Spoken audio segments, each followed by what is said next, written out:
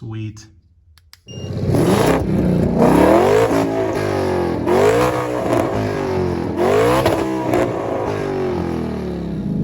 we give it one more?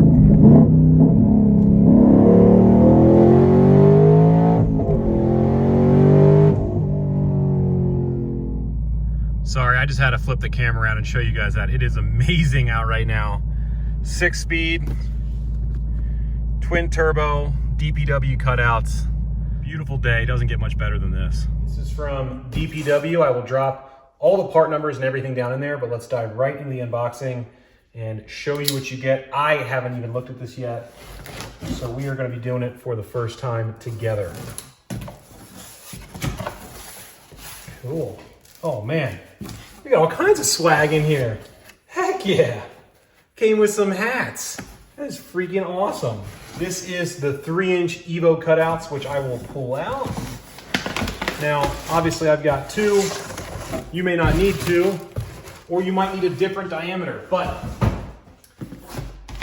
this is what you're getting when you order the 3-inch EVO cutouts. So for a Mustang, most people are going to 3-inch exhaust. This makes a ton of sense. Let's go ahead and open these boxes up. So one of the things that I liked about this when I was looking online was basically, I really like the wiring of this kit. And that's what I'm most interested to see, because the 2 things that I wanted was something that I could weld into place and also something that had a solid wiring. Here we go. Boom. Man, these things are cool. So, ultra polished, super clean, relatively compact too. I think it's gonna be really nice to weld these on in place. So this allows you to mount it on the exhaust pipe. Now obviously this right here can swivel. Right now it's just kind of sitting right here, right? So, okay, we can get it out of the way. But this allows you to mount it like this to weld into place. So they have different styles. I like this weld in because this I can mock up on the car and you're able to rotate it any which way you need. You can imagine that if this piece right here was longer, like let's say this was all one and this is how it came, right? That's how some of the other systems are. If that's the case, then you've got to make up all of this room. Whereas this one, you can hook up just like this. Look, there's no gaps anywhere. You're gonna be able to weld that up super easily. So as I open up this other box, I did notice that there is basically a description on the side. So whether it's 2.5 or 3-inch, obviously this is 3-inch. And then it looks like there is a master side and what they're calling a slave side. It's like you've got a master cylinder and a slave cylinder. Chances are this one's probably gonna have some more stuff in the box than that other one did. And let's see, yep, here we go. We've got instructions, it looks like right in here, a user manual. Super great, we can run through that, see how to hook these things up. They again remind you that you do need to hook up the app here in order to make everything work. And then, not surprisingly, this one gets you a lot more length. So basically in your master kit, you've got all this length, you've got pre-terminated end terminals, ring terminals to get you to your battery. So this is super cool. So what I'm guessing how the system is probably gonna work is you're gonna have this wiring harness, which likely connects the 2 together so they work together when you press the button. And this is the power that you run all the way up to your battery. It's like you do have a way to control it with a button. So I can hook this to my keychain and have it on a button. So we won't open up that yet. We don't wanna lose that. But if you're opening up these boxes for the first time, and you're like, wow, it doesn't look like I have enough stuff. Just check which one. This was the master box, so it had all the extra stuff in it. It's that easy, guys. You can hook up cutouts that easy. I mean, if you got access to a welder, even better. Otherwise, just take it to a shop and they can weld it up for you. I am so excited to get these installed in the car. First things first, we're gonna jack the car up, get up underneath it and see what we're working with, what kind of space we have. I'm not gonna bore you with lifting the car up, so I'm just gonna snap my fingers and it'll be lifted up in the air. And just like that, it's jacked up. I've been underneath the car for a little while trying to figure out where I want to put these cutouts. There's basically only one spot you can do it if you've got a twin turbo system like that. And this is the Hellion kit, the Sleeper kit. The game plan is gonna be tack them in place. I might set the car on the ground, look and see with them tacked in place if they're going to have any issues with ground clearance. I really wanna check that first. Then I'll take everything off, mark it really well on the bench, take a little grinder, cut my tack, and then come back and cut out the hole and everything. Like I do, there's not a ton of room. You'll see that top there is really close to that trans-mount bolt. I will likely have to trim that a little bit. It's a little better on this side, but also very close. Basically, these things fit a lot of places, and being able to rotate everything is super nice. But just this fitment underneath a Mustang is tight. So you gotta be a little bit smart about it. I've seen some folks put them back here. That would work with potentially a different style, but then depending on how big your actuator is, there might be a little bit of clearance there. If you don't have turbos, you've got so much more room to deal with. The pipes aren't doing all these weird bends. Certainly you can put them further back in the car, but I want them as close as possible. So I went ahead and I tacked them in place just to make sure everything looked good. I lowered the car back on the ground. This isn't obviously the final weld up, to check for ride height and all that stuff. I think they're gonna work great. So what I'm gonna do is I'm gonna mark everything. I'm gonna mark orientations of all the clamped connections here on both sides. And then one at a time, I'm gonna carefully remove the entire exhaust off the car, trace this around, excuse me, trace this around again and get like a really good line, put some tick marks so I know the orientation, and then real quick with the grinder, just cut off these little tacks and cut it out and go ahead and actually fully weld this thing on. So we'll throw the time lapse on, I guess, and I'll pull everything apart.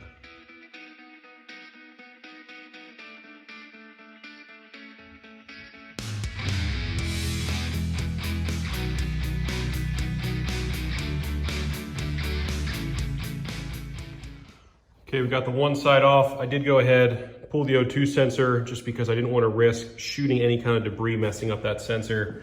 I marked it when I was underneath the car with a couple little witness marks here. I'm gonna go back and really well go and mark this. We wanna make sure we get this exact orientation back again. I'm gonna just decide to do this one side at a time for two reasons. First, this exhaust is kind of still supported on the other side. I don't want it to all fall down. And two, I don't want to accidentally mix up the two sides because I have them oriented a certain way. So that's just for me. You could do it however you want, but I'm going to do it one side at a time.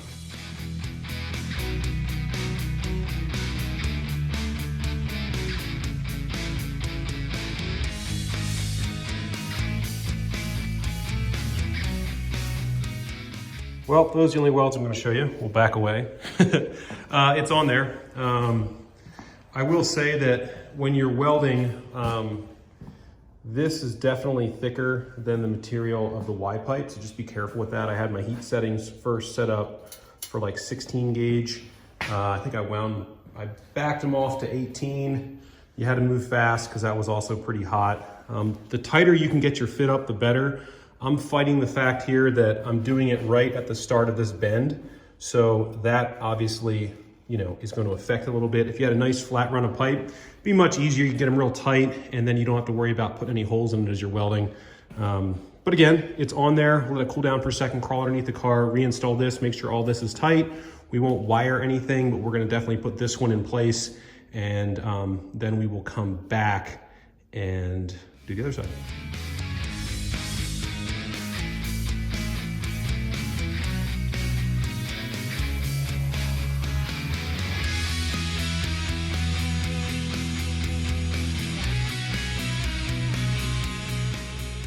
Second side's all welded up. A couple tips. Take yourself some tape, throw it over top any of the flanges so you don't risk getting any, if you're doing this with a MIG, spatter on any of your threads, which I did. My tip for welding this, and again, you're probably a better welder than me, but my tip for welding this is to draw your heat from the thin to the the thin to the thick section. So from the shiny part over here, that seemed to work better. It's kind of tough to do up in that corner right there because you don't have much room to get your MIG tips. So do the best you can. I think the goal here is not for it to be the prettiest weld, but just not to leak. And I think we're gonna be good. So we'll go ahead and throw it back on the car, and then I'll show you the instructions, which are awesome, by the way. I was flipping through the instructions. I have yet to buy a product for a car that literally comes with a book nowadays with all the steps written out in pictures, which is amazing. So super cool. Appreciate those guys doing that. Let's go ahead and throw it in the car. Okay, we got them all hooked up. This one, I was able to rotate the actuator a little higher It's about as high as I'm able to comfortably go and still leave enough room between here and the frame. But the plugs are really short, and I think I'll be able to hook the plug here, and then tie it up out of the way so there's no wires dangling or anything like that. They give you plenty of zip ties, plenty of wire, but it is all hooked up, welded up. Everything is checked, got them in here. Really like this product so far. Super excited to see how it sounds. Got a snowstorm coming tomorrow, so we'll see if we can get it all wrapped up between now and then. Okay, I'm gonna show you the wiring real quick just so it's clear. So basically, this right here, if you have a dual kit, you go to one side and then the other side. These go to each of the actuators on your two cutouts. This right here is what gets your power to the front of the car. That's the longer harness right here. So you've got a plug that it plugs into, and then pretty self-explanatory, red goes to positive, black goes to ground. That's an inline fuse. That's all you gotta do. It's awesome. It comes with stickers and zip ties, so that's awesome. Here's my remote. I actually went and took this inside while I was doing all the welding. I've heard, not through this kit, but with other things, sometimes welding can do some weird things with electronics. Maybe not MIG, but if you're doing like aluminum, TIG, sometimes at high frequency can do some weird stuff. So I put that inside, out of the way, and everything is welded. So we're gonna go plug this in and then check our routing. I think these are gonna work perfectly. If I walk over to the car here, I just charged up my battery the other night. But on the Fords, you've got a little hookup right here and another one on your positive. So I think you can just go right to there with your accessories, and we'll find a way to hide all the wires. Make it look pretty, you'll never know it's there. Remember when I said I picked this kit for the wiring? Here's another reason why. Not only does it have nice plugs right here, but they're the ones that after you plug it in, you can click it into place so it doesn't come loose. Some of the other kits on the market, I can't speak for the rest of the components of the other systems, but I really like, these are weather pack style connectors, right? Maybe that's not the right word for this specific one, but you can tell they're weather tight. They've got this kind of like anti-vibrate loose lock. Really slick. That's the kind of stuff you want, because you don't want this to be coming loose underneath the car. Okay, just to show you what I did up here. If you really wanted to get crazy, you could route this through the loom. I'm not gonna do that. But basically super easy. Just undo this, the 10 millimeter. That is your ground right there. On this side, you gotta do it to that one. I'm gonna check with the multimeter, but when I'm done, the cover goes on top of here. I'll zip tie this into place. Plenty of wiggle room if you ever need to get to that little fuse. All in all, I think it's gonna be super clean. You'll never even know it's there. Here's the finished wiring product. Just ran the wires up there. And I had my boost lines and everything. I just kind of followed them up along the side of the pan here. And up further, you get a lot of extra line, which is fine if you're going to the back of the car. I wound up hiding it inside this Crossmember that has some holes in it. So I hid all the extra lines in there, and then I just run it up into the engine bay. It's all hidden, goes to the battery, and we're good. So we're gonna connect up the app so we can open it on our phone, and then I will connect up the switch so I can show you guys from underneath the car. We'll make sure it works before we put it down on the ground. All right, guys, it's time for the maiden voyage.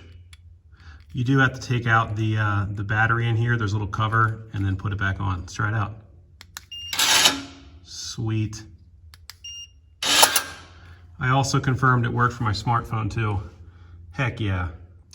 So one thing, I took it out for a test drive I'm gonna have to change is where I mounted this. I was kind of limited on positions, right? But it's very close. When you go over a bump, hear that? It's not loud when you're down here, but trust me, when you go over a bump, you've got it hitting this bolt here. So I'm gonna see what I can do to modify this. Hopefully get a little bit more clearance so that doesn't happen, because your exhaust is gonna move a little bit. The instructions say you want an inch around everything, which would be great in a perfect world, but as we all know, sometimes you can't fit stuff in there that tight. So I'm gonna try and remove this dump tube here, get access to that bolt, and see if I can't modify it. It's kind of hard to see, but you just take a grinder right here and just basically lop off the very edge of that washer, and now you can push up on everything and nothing is gonna hit. So we know we're good. You could probably do different bolts or something like that, but this seems to work, and everything's great. We've got the camera turned on, we're inside the car, we got the cutouts closed.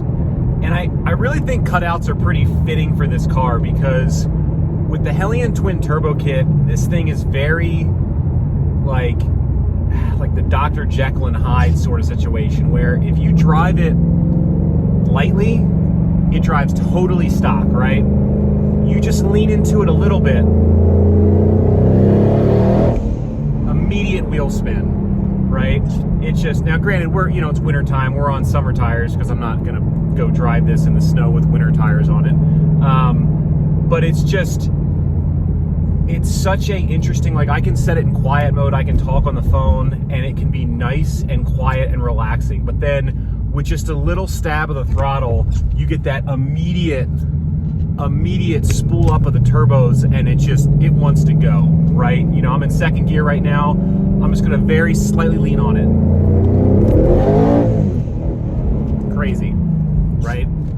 So the cutouts are very similar. I can throw this thing in quiet mode. I think it's in sport mode right now. I can throw it in quiet mode, and you can't even hear the engine running, right? So now with the cutouts, I have the ability to hit that switch and go straight to performance mode, really free up any kind of back pressure, let those turbos breathe better, let it sound better. But then with the push of the button, I go back and just have a totally relaxed, calm daily driver. It's the beauty of cutouts and the Hellion twin turbo. We'll go ahead, press of a button,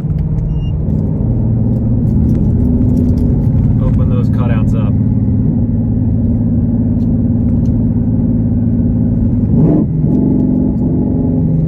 You can hear that. I'm just gonna real easy roll into it.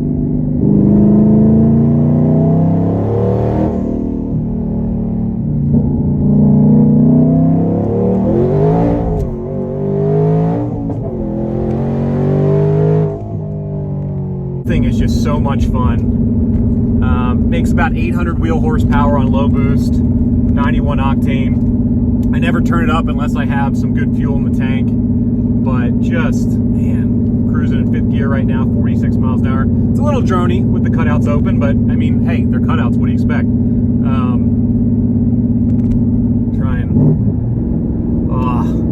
Those rev match downshifts just sound so good.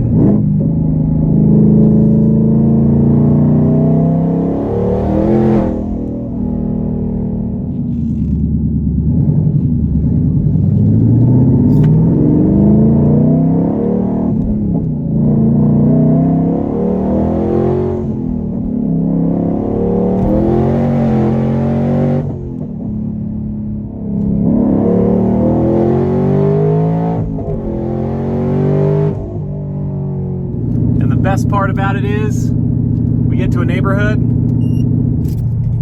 it's gone. Love this thing. I said I was going to leave them closed, but I am a child.